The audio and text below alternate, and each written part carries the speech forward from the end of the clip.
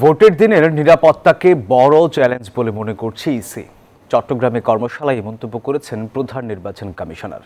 বলেন, কোনো কেন্দ্রে গণ্ডগোল হলে বন্ধ করা হবে পুরো আসনের ভোট। আর এবারের নির্বাচনকে নজির গড়তে প্রিজাইডিং অফিসারদের হাতে থাকবে পূর্ণ ক্ষমতা।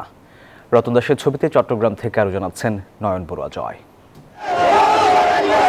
ফেব্রুয়ারিতে জাতীয় নির্বাচন ধরে এগুচ্ছে দেশ। মিছিল, সভা সমাবেশের পাশাপাশি এখন গণসংযোগে ব্যস্ত বিএনপি, জামায়াত, এনসিপি সহ জুলাই আন্দোলনের পক্ষে সব দল।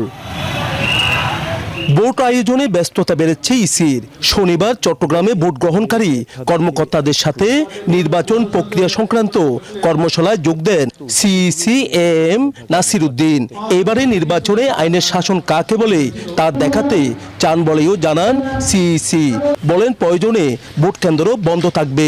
একমাত্র স্মার্ট সিটি বসুন্ধরা, আধুনিকতায় এক ধাপ এগিয়ে। আমাদের দেশে নির্বাচন যখন হয়, সবচাইতে বড় চ্যালেঞ্জ কাদেরকে নিয়োগ করব, কোথায় নিয়োগ করব, পোস্টিং কোথায় দেব ইত্যাদি প্রশাসনিক চ্যালেঞ্জগুলো আছে। আমরা চাইব রিটার্নিং অফিসারের কাছে এবং প্রিসাইডিং অফিসারের কাছে সব ধরনের ক্ষমতা দেওয়া আছে।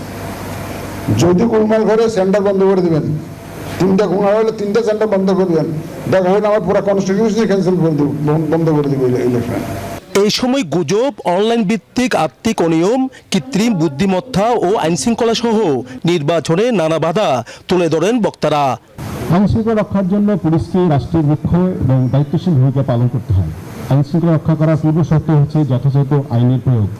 কিন্তু বড়ই পরিতাপের বিষয়, আইনের যথাযথ প্রয়োগের ক্ষেত্রে মাঠ পর্যায়ে বিশেষ করে জনগণ এবং রাজনৈতিক দলগুলোর মধ্যে প্রত্যাশিত সমর্থন এবং সহযোগিতা বর্তমান সময়ে আমরা পাচ্ছি না। সব বাধা পেরিয়ে ফেব্রুয়ারিতে নির্বাচন হবে বলে সাফ জবাব দেন নির্বাচন কমিশনার। নয়ন বড়ুয়া জয়, নিউজ 24, চট্টগ্রাম।